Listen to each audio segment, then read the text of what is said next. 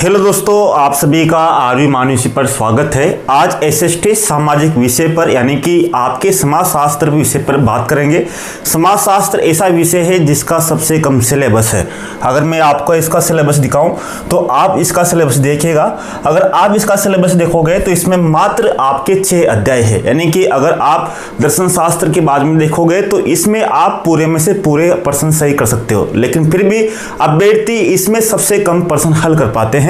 अगर बात करें तो आपके समाजशास्त्र में कुल मिलाकर आपके हर बार चाहे कौन से भी एग्जाम हो तो उसमें इसमें आपके कुल मिलाकर 19 प्रश्न पूछे जाते हैं। कितने? यानी कि 19 प्रश्न आते हैं। लेकिन अभ्यर्थियों का अगर औसत देखें, आप किसी से पूछ लीजिए या फिर आपने पहले एग्जाम दिया होगा तब भी आपका स्कोर आपने देखा होगा, तो समाजशास्त्र में मुश्किल जो स्कोर होता है वो 9 से 10 या 10 प्रश्न होते हैं, यानी कि 9 से 10 प्रश्न ही हमारे सही होते हैं।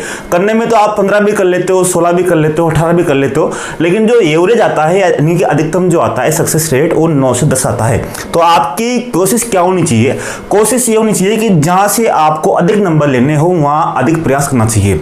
अगर आप समाजशास्त्र में देखोगे तो आप यहां से प्रयास करके अपना स्कोर 19 में से 17-18% तो कर ही सकते हो। 1% बहुत सी बार गलती भी हो जाता है स्वाभाविक रूप से, लेकिन आपका प्रयास 19 में से 19% सही करने का होना चाहिए। मैं आपको यहां पर कुछ चीजें बताऊंगा, उनको आपको ध्यान रखना होगा। अगर मैं बात करूं तो स्टडी प्लान यही होता है, यानी कि जैसे मान लीजिए आपके पास समाजशास्त्र की कोई बुक है। अब समाजशास्त्र की कोई बुक है, समाजशास्त्र को आप पढ़ रहे हैं या आपको कोई नोट्स बना रहे हैं, तो समाजशास्त्र के बारे में पहले ही आपको पता होना चाहिए कि आपके पूछा क्या जाता है। जैसे कि बात करता हूं, मैं आपको यहाँ पर पेपर दिखाऊंगा। वास्तविक रूप से आपको 3 साल हो गए, 2018, 2016, 2022, इनका संपूर्ण विश्लेषण आपके ऐप पर है, लेकिन मैं यहाँ पर आपको पेपर दिखाऊंगा, वहां पर आपको ध्यान देना है।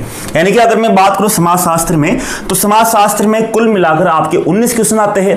अब आप मान लीजिए पढ़ रहे हो, कर रहे हो, यानी कि आप याद कर रहे हो ये उन चीजों को, आप उनको किताब को देख रहे हो कि जाति क्या है, वर्ग क्या है, परिवार किसे कहते हैं, इनसे कोई मैटर नहीं है।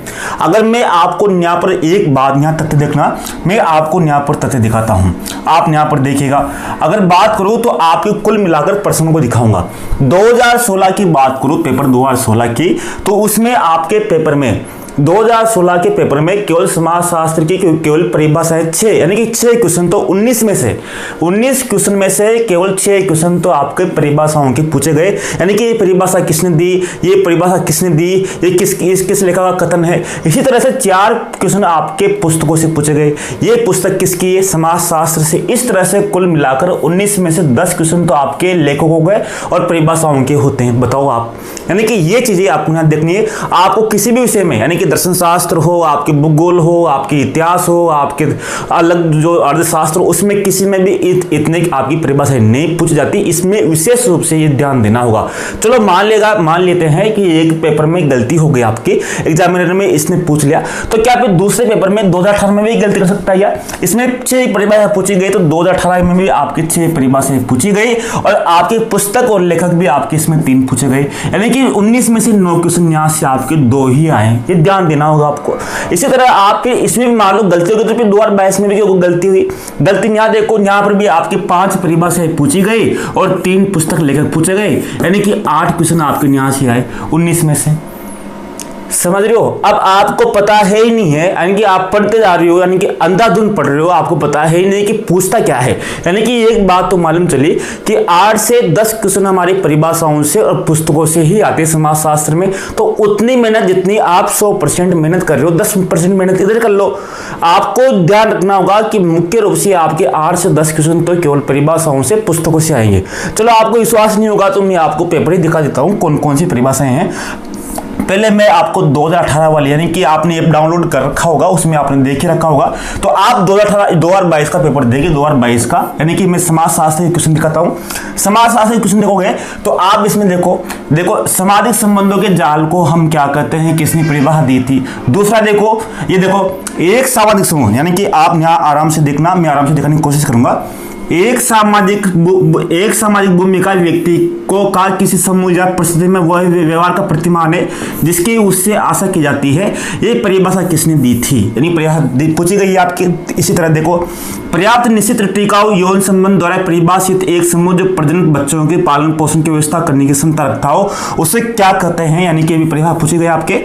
ठीक है, ये परिभाषा आपको यहाँ पर ध्यान देनी है। इसी तरह आप देखो यहाँ पर व्यक्ति का वह पद जिसे व्यक्ति किसी समूह में अपने लिंग, आयु, परिवार, वर्ग, व्यवसाय, विवाह, उपलब्धियों आदि के परिणामस्वरूप प्राप्त करता है वो क्या कहलाता है, यानी कि परिभाषा पूछी गई। ये किसकी परिभाषा है। इसी तरह देखो, समाजशास्त्री होने के नाते हमारा सीधा संबंध सामाजिक संबंधों से है।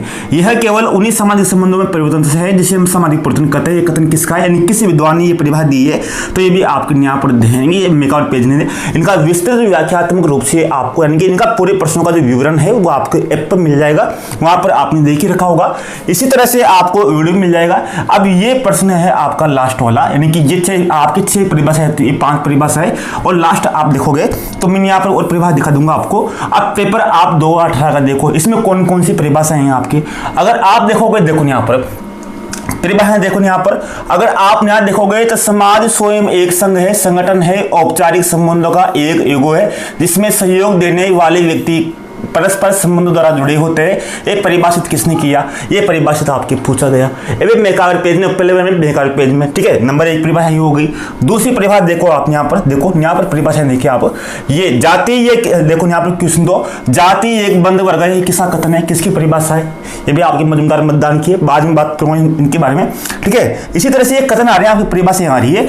तीसरा आप देखो परिभाषा कौन कौन सी आपकी, देखो यहाँ पर, हाँ देखिए, समाजशास्त्र मानवीय अंतक्रियाओं, अंतर संबंधों, उनकी दशाओं, परिणामों का अध्ययन है। परिभाषा किसने दी है, परिभाषा किसने दी है।